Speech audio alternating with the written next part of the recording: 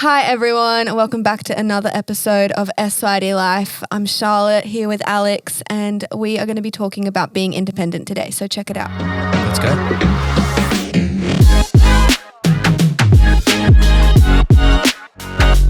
Ding ding ding bow. SYD Life. Yeah. Is that how it goes? That's the new one. That's the new sting. Bow. SYD Life. Yeah. Charlotte, did you catch the footy on the weekend?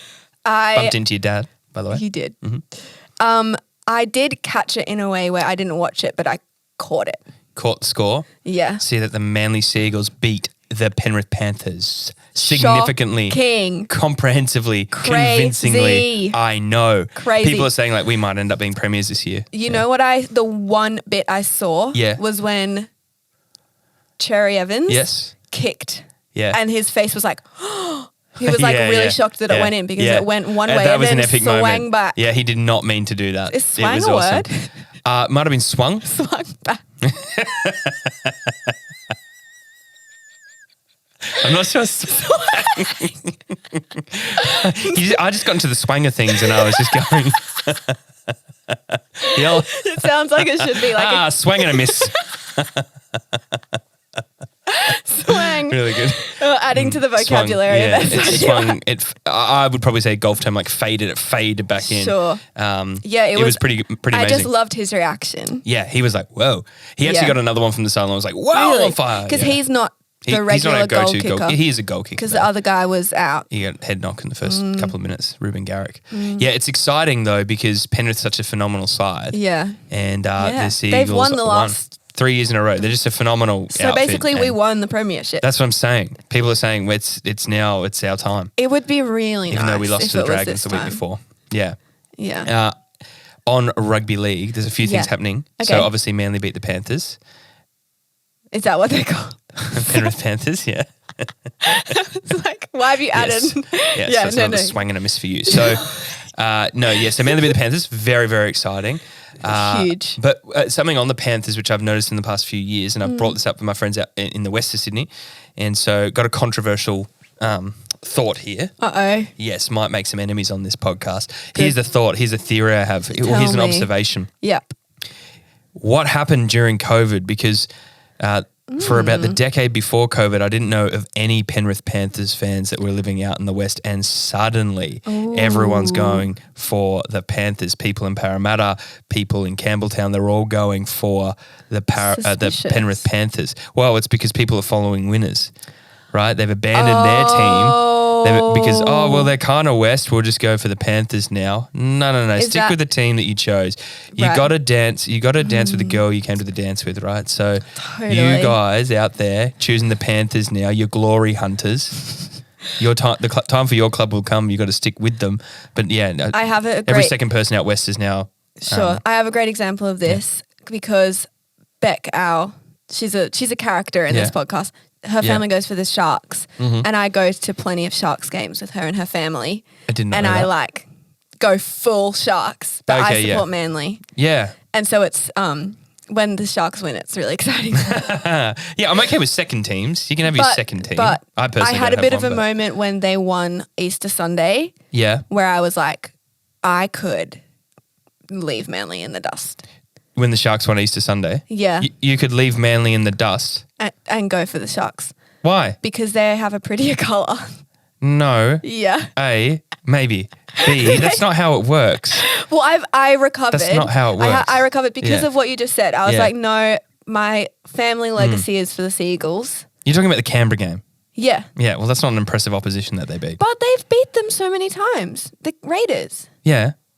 But it's the Raiders. No one is like, oh my gosh, you beat the Raiders. Wow, you guys are amazing. Tell you what they are saying. Oh my gosh, you beat the Panthers. You guys are amazing. Yeah, it's true. So it's true. I'm glad that I didn't. Back the boys. It was good that I had the moment because I was like, no, I'm deciding to back them. Yeah. And it worked out real well. Yeah, because otherwise you could be like commiserations to our South Sydney fans and even Parramatta fans, but particularly South fans. They're having a really tough season. Sure. They are down the bottom. Latrell's not playing well. He's got suspended. Things are not looking good for Souths fans. When is the State of Origin? Around June. Yeah, right. Yeah. That's always. Did you want an exact date? I think June 8, but I don't know. Yeah. I hope you're right. Yeah. Because that's amazing. Actually, just want to bring up a couple of things with you. Oh. I feel like start of the podcast, good time to air our grievances, get on the same page, have a crucial conversation. Just so, because if I was right about June 8th instead of Origin, that would be another thing I was right about that you've probably told me I'm wrong about. Yeah. So just want to clear up a couple of things. Yeah. That I was told I was wrong about. Firstly, remember how last episode I brought up deleting TikToks? And that was a reason why I was feeling insecure in the podcast. Like, you're trying to replace me because you deleted TikToks. And you said, no, I didn't. Yeah. And then half an hour after we finished recording, you were like, oh my gosh, yeah, I did. Yes. And you were so casual about it. Yeah, I'm Yeah. sorry. You're like, oh yeah, I just did it. No, you made me look like an idiot on this podcast. You deleted me. You are trying to delete me. What I make you look like? An idiot. I've been told not to yell in microphones. I did. Like, when I tell you it, like, I deleted it from my brain. So wow, you deleted me from your brain too. No, I didn't. I get that. I can't help but feel the sense that I'm feeling like I'm not wanted. I didn't delete you from my brain, Alex. Okay. I deleted the TikTok deleting from my brain. Okay, gotcha. So just clarify, you are apologising? I'm apologising. Okay, I'm so sorry. Good. Second one. We brought up Harry Potter, Goblet of Fire. I'm really book, embarrassed about this. and you're like, serious? The book? Yeah. Sirius isn't in the Goblet of Fire. Do not try and back your way out of this now. I was talking about the movie. No, you were like, Sirius is not in the Goblet of Fire. Sirius is indeed in the Goblet of Fire. I don't know if he's in. Well, he is. He comes up in a fireplace, but it doesn't matter. I was saying Sirius is in Goblet of Fire. I was referring to a quote in the book of Sirius coming, and you're like, Sirius, he's not. And so I was like, oh wow, I must be. And I can't believe how humble I was. I was like, yeah, okay, maybe I've got it wrong. Doesn't matter. I'm trying to get to the quote. Wow. Okay. Sorry. This is the time to show this is not the time. Remorse, not aggression. Because I was right. I went and fact checked. He is in the book. All that I'm taking from this is that it's time for me to reread the books. I would prefer you just to apologise, but yeah, you could reread the books too. I'm really sorry, and I'm embarrassed I didn't know that. All right. Because I pride myself on knowing a lot of Harry Potter stuff. I know. So you were right. Yeah, I know. Thank you. Wow. Was that what you wanted? That is what I wanted, yeah. Now we have nothing else to talk about. We don't have any beef left. I guess my conclusion is there's beef. I'm never going to believe you again on the podcast. When you say, that didn't happen or that did happen, I'm not going to believe you. We need just like someone sitting off camera fact checking constantly. Yeah, I know, yeah. I didn't realize that I would be so good at gaslighting. You're really good at it. I didn't know I'd be such a victim of it. Yeah. You know? I didn't either. Yeah. We should talk about how your hair is shorter. Okay, yes. Your hair's shorter. Yes, last podcast. Yeah. You revealed that I was going bald, and that's true. So I've had a buzz, and this will be the length I keep it for a considerable amount of time. So good. Thank you, Charlotte. Thank you. I love it. It is too little too late, but I appreciate it. No, you are. It looks so good. Thanks. Your hair is getting way shorter. My hair's getting way longer. Yeah. Yep, I'd probably like it to be getting longer, but I appreciate that people are appreciating the buzz. And you look less ginger. Okay, so firstly, I guess I'm going to take offense at that observation because what's wrong with being ginger? Nothing. Oh, you just said I look less ginger. Yeah. Your hair colour is less ginger. Yeah, actually, but that's not surprising to me because people have often said, and I can't bring them as sources right now, but that my hair isn't ginger, it's a gorgeous auburn. I said, guys, you don't have to use the word gorgeous, but they're like, no, it's gorgeous auburn. So, yeah, now I'm like a gorgeous trying to auburn. remember what your hair looks like before, but probably it's gone. a bit of GA, a bit of gorgeous auburn. Maybe GA. Yeah, gorgeous That's auburn. awesome. Yeah. Someone genuinely said it's gorgeous auburn to you. Everyone does. Wow. It's weird that you haven't said it because most people are like, wow, there's that guy, gorgeous auburn. And they're like, there's that guy who's balding. Oh, but he's buzzed. Oh, he's got gorgeous auburn hair. Yeah. It's like rolls off the tongue quite nicely gorgeous too. Auburn. Gorgeous auburn fine comb. That's what they used to call me in school. It sounds like a men's deodorant or something. Okay. Yep. Gorgeous auburn. Okay, yeah, I get it. I've convinced you. Yeah. Hey, Alex said that I looked like a model earlier. I said, have you considered taking up modelling? I modelled as a kid. Yeah. And that's not the same. No. Yeah. Maybe one day. Yeah. The thing is. Yeah. I'm just walking around waiting for someone to say, hey, follow me. Come be a model. This is like kind of Delulu vibes. Like, I just was walking down in uni. Yeah. Experiencing the ephemeral moment and someone approached me and said, Proposed.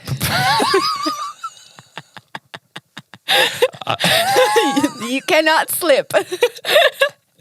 But now I'm like, wait, did you say that or not? I know, yeah. Am I going to gaslit again? No, because I was more focused on sneaking in ephemeral there. Yeah, I caught it. Throwback. You want that, like, I'm just being my vibe. Because, yeah. It just it'd be easier. You don't have to try. Yep. Just walking down. There's Delulu. We want to pay you millions of dollars to smile. In front of a camera. Sometimes not even smile. No, just pose. No, I'm sure models do a lot more than that. A lot of travel involved. No shade on the models. Have you ever seen the Vogue YouTube series, Vogue Diaries? Can you imagine a world where I've seen that? Maybe a faraway world. No, I have not. They're great. Give you great insight into a model's life. Yeah, okay. They're really interesting. Yeah.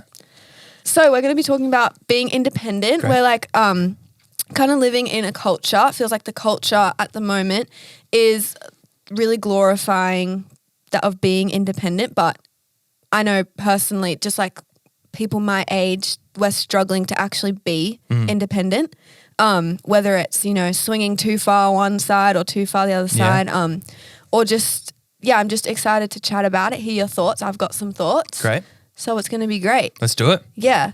The first thing that I wanted to chat about was kind of just why people are struggling to be independent. And my thoughts to kick us off was kind of that it, for me personally, is that it kind of, there's like this like fear or this anxiety where being independent, standing alone, standing up for yourself is like scary. Yeah. And so being vulnerable in that way, being like, I own this, whatever it is, if it's like in a workplace or if it's just in life, it just like makes us kind of vulnerable. Yeah. And so then it's like, I'd just rather someone else is going to take the fall for this. I'd rather someone else is going to be, have the dependency, or I'll be depending on someone to do this, because it's like you're out in like the middle of the storm by yourself and you've got to deal with it. And so when I was thinking about this, because like I feel like I thought that I was really independent, and then I feel like this year I've been like, I've been a little bit independent. Like but I also was just confused as that like I like spending time with myself. That must mean I'm independent. Yeah. But it's actually just probably not that. Yeah, okay. So that's my top line thoughts. So people, one of the reasons people might struggle hearing from you is like they're afraid of what happens if it's on them. Yeah. And that there's a preference to abdicate that responsibility. Yeah. Yeah. And I feel like we've talked about it a lot on this podcast. Yeah. Just that like taking responsibility for ourselves. Yeah. And being like, I'm in charge of this. Yeah. I have agency. That's right. You have agency. But yeah, just that whole thing, because that's scary. Yeah. But there comes a time where we've got to grow up. That's right. Yeah. We've got to be independent. Yeah. Yeah, so you were talking about why do we think people are struggling with independence. And I think Jonathan Haidt, I think that's how you say his name, he wrote The Coddling of the American Mind. Okay. He has some very good insights into my generation, your generation, the rising generations of not so much directly about independence, but I think it relates quite well here. He calls it some of the untruths that the younger generations are believing, and one is an untruth of fragility insofar as that we have subscribed to the idea that feelings, negative thoughts, negative experiences, challenges, failures, mistakes have a lasting damage. And so what that's created is, because it is difficult, it is negative, it is undesirable. Yeah. And independence really puts you in that position where, like you said, you're in the storm, it's your call, it's on you. It might fail, you might suck, you might get hurt, someone might hurt your feelings, someone might say something mean, someone might think not well of you, whatever it is. So that's an undesirable state because you are at risk of feeling some negative emotions or hearing or experiencing some negative things. And so then what happens is, our culture has gone, okay, well, we're so fragile, let's prize safety, let's prize comfort, let's prize convenience. And so in our zeitgeist, it's been elevated, safety's been elevated as the prize. Keep ourselves safe, keep ourselves comfortable. But independence is incongruent with safety, is incongruent with comfort. They don't match up. And so I think one of the reasons why we're struggling with independence though is because safety is so important. Comfort is so important. Not having the weight of pressure on us is so important, or people's approval is so important, or the opposite. People's disapproval is so damaging, or people's rejection is so damaging, or people's mean words are so damaging, or experiencing failure is so damaging. But it's what Jonathan Haidt talks about. It's an untruth. It's a falsehood. Yeah. That they aren't necessarily a lasting damage, and they're not permanent. They're not everlasting. But that's one of the reasons why we struggle. I think a lot of people struggle with independence is that they're viewing themselves as too fragile. You're actually fairly robust. Yeah. You actually have resilience. You've got abilities. You can handle this. Yeah. Yeah, that's great. That's one of my thoughts. Can I ask what a zeitgeist is? Did that intentionally. It's like the prevailing thought, worldview, thoughts at the time. So the prevailing thought at the moment is safety is really important. Look after yourself. I think another reason why we struggle with independence is a lot of people struggle with independence is that there's helicopter parents that have like really protected their kids from all these kind of possible negative experiences. Negative experiences actually shape us. Falling down and getting back up again, that shapes us. We learn. And then what happens if we don't have enough pressure, if we don't have enough exposure to pressure, stress, difficulty, rejection or negative emotions, if we don't get enough exposure to that, we don't build the muscle to be able to handle it when we're out on our own. Yeah. And so that kind of delays, but independence gets procrastinated. Yeah. Yeah. It's like it's part of being refined. Just that's right. Yeah. Yeah. It's just that whole suffering's going to come, but you got to let it shape you rather than ruin you. And actually getting experience with it, getting exposure to it will help you grow in independence. I love youth fiction. Have I told you this? I brought a Harry Potter last time. So, well, I kind of guessed. I love youth fiction. What's it going to be? It's going to be. I'm a massive fan of a series of unfortunate events. Lemony Snicket. Yeah. Best series ever. Yeah, I know, it rocks. I actually don't think I ever finished them. I didn't, so I went and finished them 2 years ago. I went through the whole series 1 to 13 all year. I need to. It's great. Did you watch the TV show? I watched snippets. Nothing matches the book for me, so it wasn't. Yeah. Anyway. Yeah. Although the movie's good. Oh, okay. Actually, no. I watched a couple of episodes. Yeah, I didn't follow it all the way through. I thought it was like it was fun to. Yeah. It's always fun when things get turned to life. Yeah. But it's true. Anyway, so in the first book, this is really early in the bad beginning. Violet, Klaus, and Sunny, the three kids, are on the beach. This is before they know. Oh, right at the beginning. Right at the beginning, right. Like and there's a man in the mist, and Snicket writes that Violet is nervous, and Klaus picks up on this, and he says a quote like something like, "It only seems scary because of the mist." Right, and that this figure that's in the mist, and it's actually a figure they know, it's Mr. Poe, it's someone that they know, but because of the mist surrounding him, it dials up the fear, right? It dials up, this could be a threat because it's unknown and uncertain, but it's only scary because of the mist. It doesn't mean it's going to be easy. It doesn't mean that it won't stretch you and challenge you and cause stress, but the mist of uncertainty and not knowing and not having full control over a situation can be a reason why we don't want to be independent. It's like, but I don't know how I'm going to go if the responsibility is on me. But that's just the mist. Once you're in there, you're like, okay, this is what it is. Yeah. Great analogy. I'm going to go read those books. Great books. I think I remember I got up to like the 6th one every time. Yeah, same with me. And I was like, I can't keep going. 2 years ago, I just said, that's it. I'm buying them all and I'm reading them. Do you have them physically? Personally, I have some physically, but I am a Kindle reader. So I read them on my Kindle, which felt annoying because I was paying for a book again. Yeah. But I read them. And then they're pretty. They're gorgeous the physical books. Ones. Yeah, I know. Maybe I should invest. Yeah, either way, they're really good. They're so good. Yeah. The other thing is kind of just coming out of why people are struggling is then to be like, well, why should we be independent? And I think we've like touched on it already, but it's just part of growing. Well, yeah. Why do you think it's important that we pursue and grow in our independence? Yeah. Well, I think is for like personal growth. It's like I don't want to be stuck under the safety of my parents forever. That's where I feel like. Okay, nice. Yeah. Yeah, and just like, if you think about, like I want to go on adventures and I don't want to be scared of that. Yeah. Like I want to go and do cool things. I don't want to be scared of that. Like I think about with like, I'm studying journalism and it's a very like independent career. So it's like you have to go find the story. Yeah, sure. You have to go do the research. You have to interview them. You have to write it. You have to prove to the editor that it's going to, going to make it in.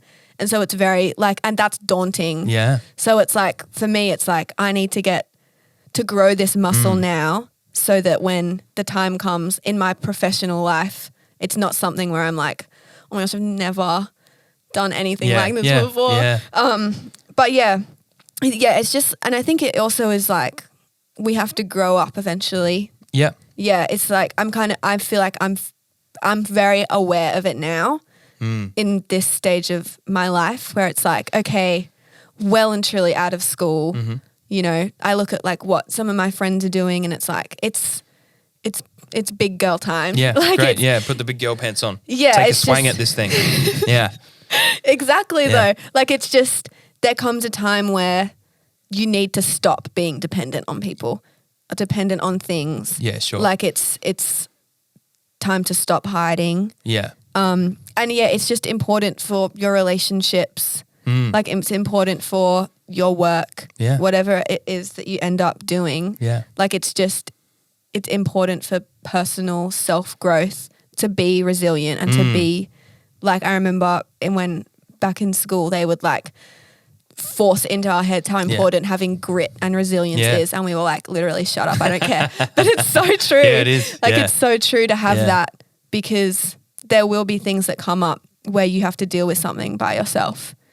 And I want to be prepared for that. That's right. Challenge and suffering comes for us all. Yeah. So independence is like, okay, well, I'm going to take it on. And the more, the quicker you choose, okay, I'm not going to, and we're not saying don't rely on people or don't be dependent on others. Yeah. We're just saying don't abdicate any responsibility. Don't hide behind things and become either codependent or coward. Yeah. Then the other thing about independence is as you grow in your independence, you help others become independent. Yeah. And so you take people on a journey with you for a while, but then they become independent by themselves. But if you can't help anyone else become independent unless you've gone through that independence yourself. Yeah, totally. Totally. Yeah. And it's like what you said, like being dependent on people is really important. Yeah. In some cases, it's like you don't want to be really isolated. Yeah. And community is so valuable, so vital. Yeah. It's a great way to get through life. Yeah. Yeah. When it comes to having like strategies or habits to like grow the independence muscle, what have you got? What have I got? Yes. So I think it comes down to identity. So I've got 4 things that I tell myself when it comes to being independent. Love. Some affirmations. Yes, possibly I will not accept that description. But you don't wake up in the morning. And have it written on your mirror. No, I am loved. No, I do have. You have gorgeous auburn hair, and that's enough for me.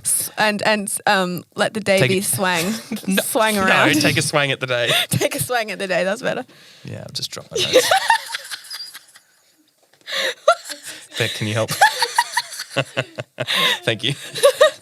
Okay, so here are 4 things that I kind of think shape my identity when it comes to beautiful independence and being someone who's independent. The first is this, and maybe this would help others. I'm sharing these because maybe someone else might want to latch onto these. I am responsible.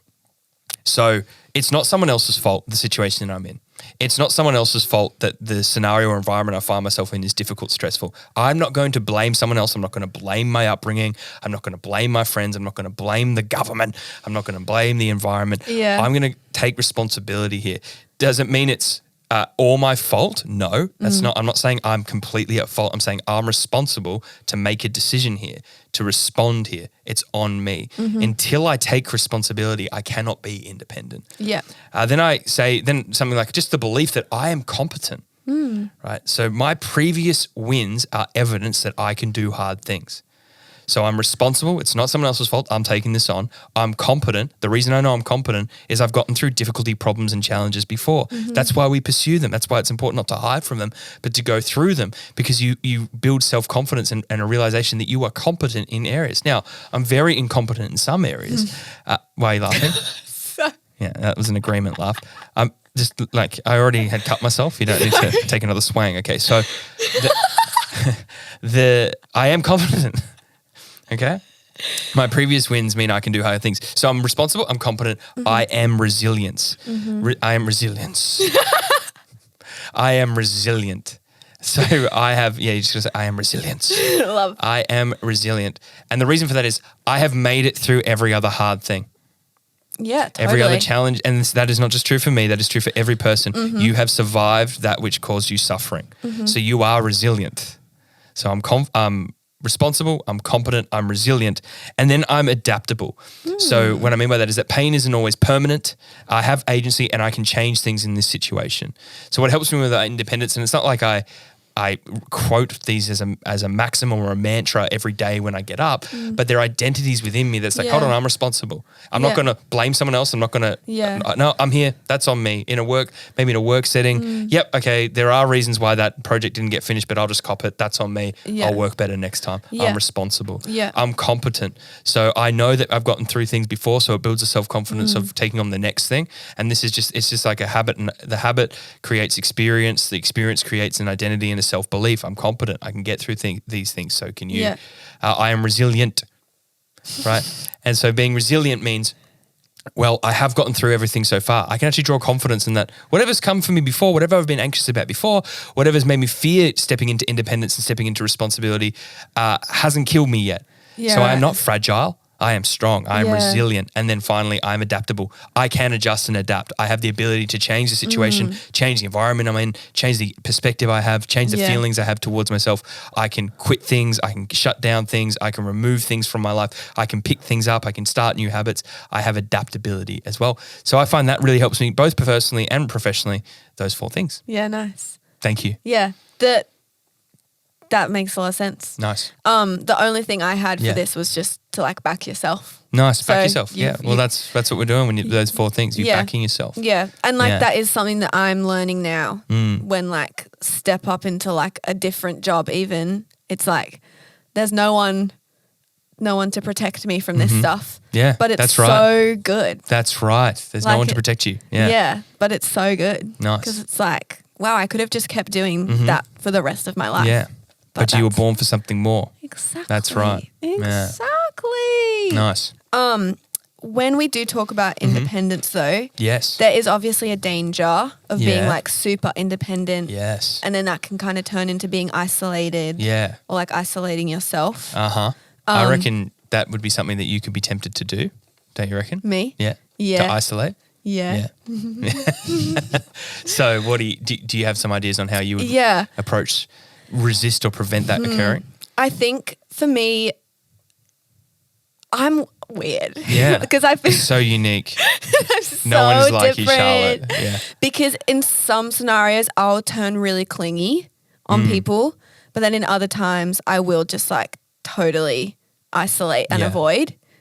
And it like just really depends. But when there are cases where I do isolate, it'll usually be when I'm just like so scared of the truth. That I'll be like, if I just like ignore everyone and everything and just like hide away back here, it'll be fine because I don't want to take responsibility or I don't want to take the fall because it's scary and it's like vulnerable.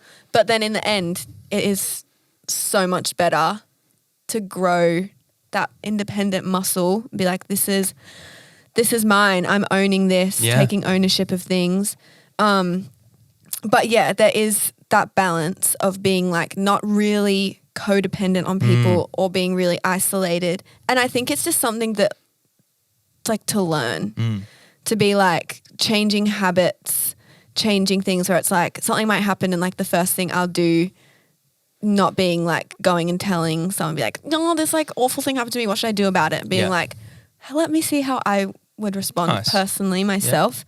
But then on like the flip side of that, if it is the isolated side, not just being like, oh, but this thing happened and I'm just going to pretend it didn't. Yeah. Or like I'm just going to. Put your head in the sand. Yeah. Yeah. Just be like, if I just ignore or if I just pretend to forget about that one thing, it'll be fine. It's the like false harmony that you always talk about. Yeah. Which is not a good place to be in. Yeah. And especially I feel personally when you personally in yourself are living in that like false harmony, it like things gets more stressful because you're just pretending everything's fine. Yeah, totally. Yeah. And so can I check back in on this one? How does that relate to being overly independent or? Yeah. So when I think of being overly independent, I think that is when you like isolate yourself. Yeah, okay. And so it's just that like almost hiding from things in me. Oh, okay, gotcha. It is that like, that hiding. Burying it. That's how I become. Yeah. Yeah. Nice. Yeah. Mine's similar in that the danger of, it's not it's actually isolation. You don't become overly independent, you isolate. Yeah. And when you isolate, that's where crazy things happen. There's no fact checking, there's no peer review, there's no social proof. Totally. You're in your own world. You've got such, and really when we get to that point, we've broken our trust in the world, in our friends, in our peers, in whatever it is. It's just a break of trust and we isolate. Yeah. And no one can speak into my world. And so then, and then it becomes a self-defeating narrative because you don't reach out for help when this is what you need. Yeah. Independence is different to isolation or Stephen Covey in 7 Habits for Highly Effective People talks about interdependence. That's really what we're after, not standalone-ships, but that we work together. Totally. And so, that's the really important thing is to not isolate. That's just where if you're starting to find yourself isolating, your conception of reality is guaranteed to become distorted because you just have no one else speaking anything true to you it's or like any alternative view. Yeah, it's like when you're in your own, you like become your own echo chamber. Yes. Yeah, that's it. That's exactly right. You're like your own echo chamber. Like bouncing around. Everything I'm saying is right and true and everything, like no one's speaking into my life and everything's fine. And so much of what we think is just not true. Yeah. And I think it's hard when you like see someone that you know kind of falling into that and it's like, hey, come back. Come don't back. Get in the island. Don't get in the island. Don't go to the island, get back on the lifeboat. Yes. Yeah. Which again, I think is why community it's very really important. Indeed. Love it, Charlotte. So we've got some questions from our followers. Yes. One of these was a great one, I thought. Might get your thoughts on it. Someone asking, okay, so then how do we, and you and I were just talking about being not isolating and not being overly independent. So how do we balance independence with letting people in and accepting help? How do we balance independence with letting people in and accepting help? Yeah. Well, I think it's the whole, like we don't want to get super isolated or become really codependent. And I think when it comes to letting people in, having like, I feel like setting yourself up for a win and like having a community that is always going to be there, that you trust, that you'll be able to wrestle things out with, that you would trust them to speak into your life so that when like a problem does arrive, you don't think I'm the only person that like, we have to deal with things on our own, but it isn't a sense of like no one will care if I have to share this. Yeah. And so, having a community, I'm in a great connect group. Nice. That is always there for me where. And for our audience, what's a connect group? Yeah. So in our church, we have connect groups, which is people similar age that we meet fortnightly. Yeah. That we're just able to share things, ask for prayer for. Nice. Go through life together. Great. So I have a great connect group that I trust.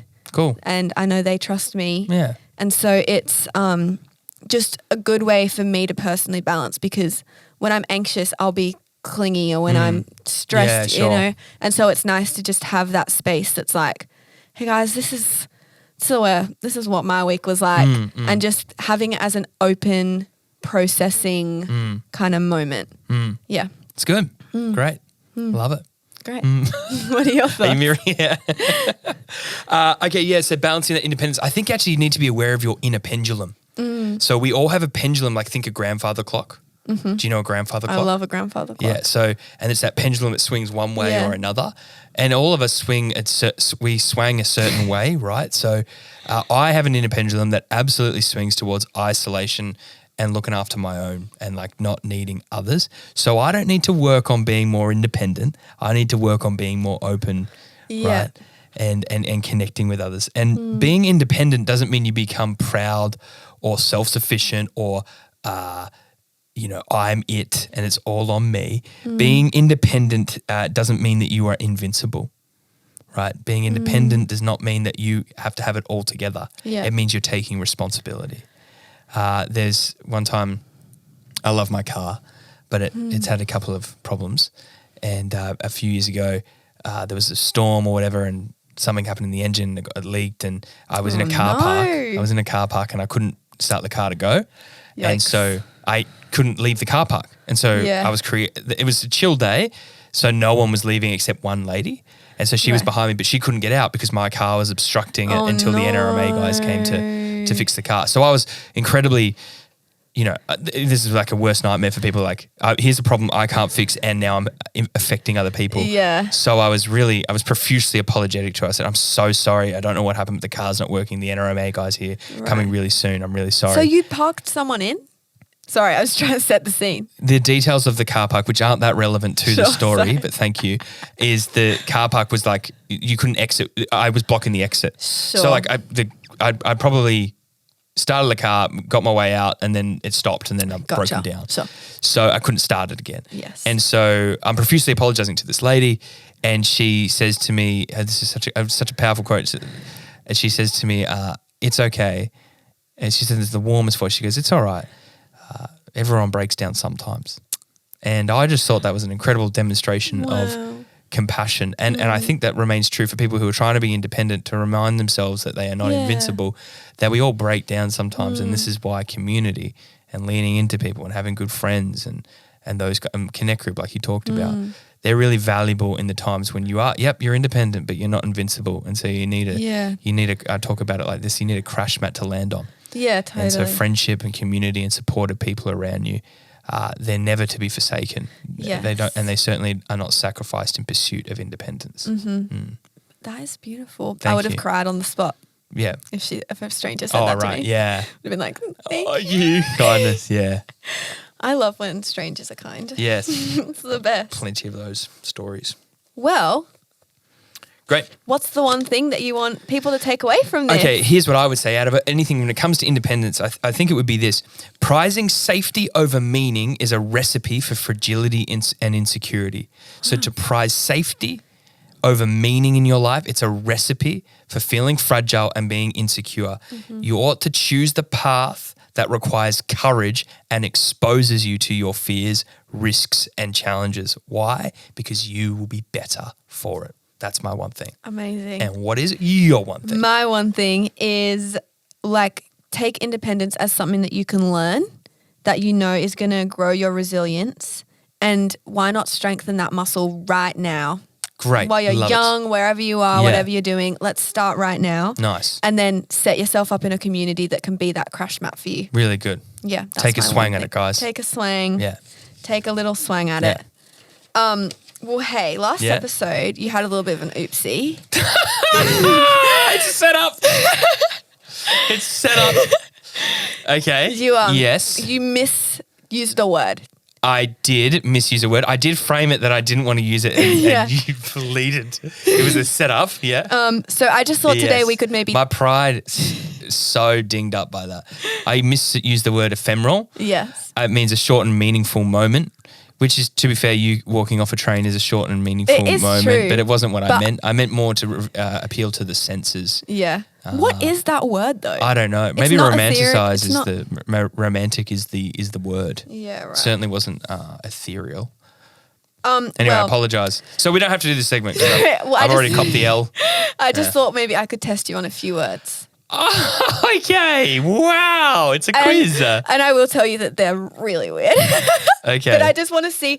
This was an activity we used to do in drama where we get given a random word and we had to make up a... Okay, play along with us if you're listening. Yeah. Jeez. Okay. Wow. Okay, you ready? This will test the fragility of my ego. Yeah, ready? So I could just bail out of this, but I am responsible, I'm competent, I'm resilient, and what's my other one? Adaptable. Adaptable. Let's go.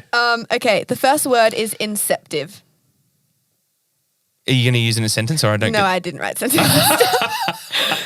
Okay. I don't know how to use this one in a sentence. Okay. Just guess. Just stab in the dark. Inceptive. Okay. So to be perceptive is to perceive things. To be deceptive is to deceive.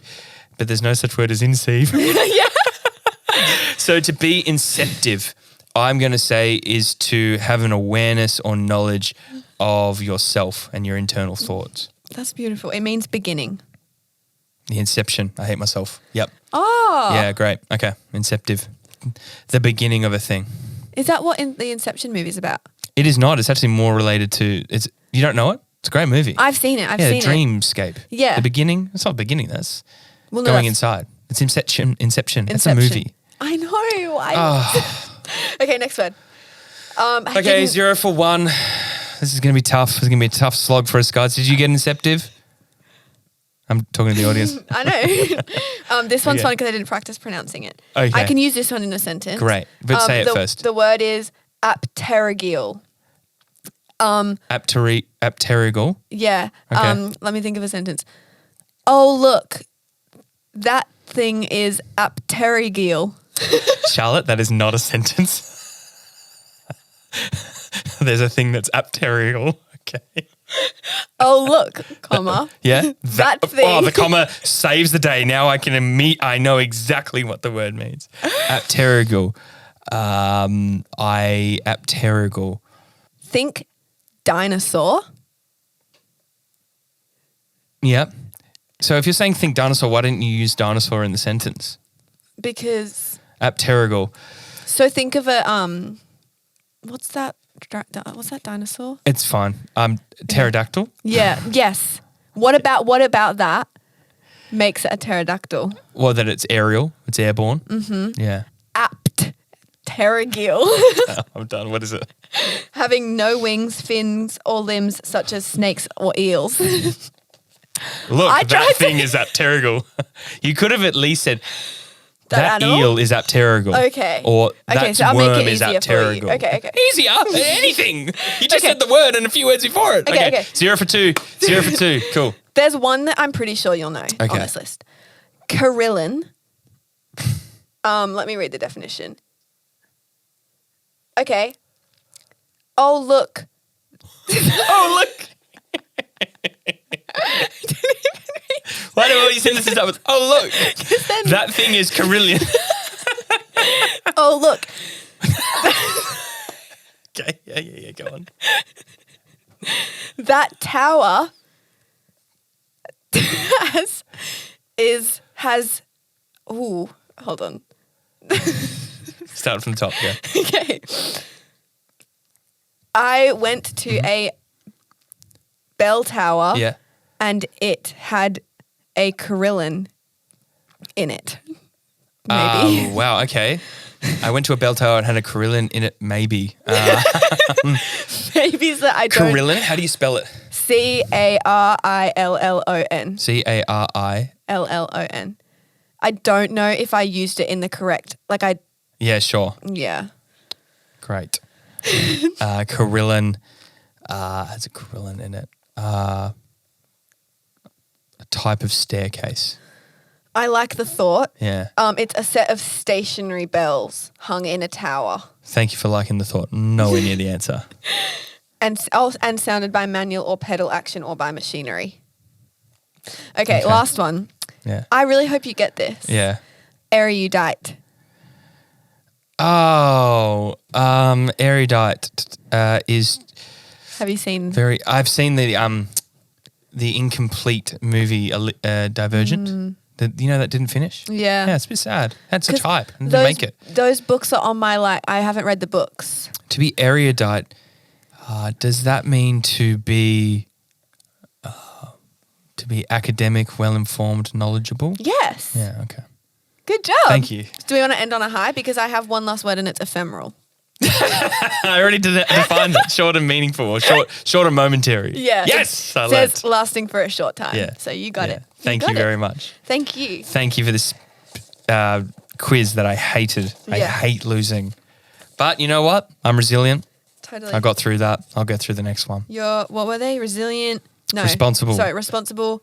Competent. Not competent today, but I'll get competent next time. I'm going to learn every word by the next podcast. Yeah. And I can't remember the other one. Something in adaptable. This is a great power play. I'm not going to use words that you don't know now because like you go, well, you didn't know Carillon. I like that you took a swang at it. Took a swang at it. Well, hey, thank you all for watching, for listening. Thank you very much. Thanks for tuning in. Check us out on our socials. Let us know if you want to hear anything, any questions for us. Maybe if they are on your side on getting rid of me from the podcast too, or if you're on my side, want to keep me around, let us know. SOS, everyone. But yeah, thanks for listening. Have a great day. And yeah. Yeah. Goodbye. Bye, guys.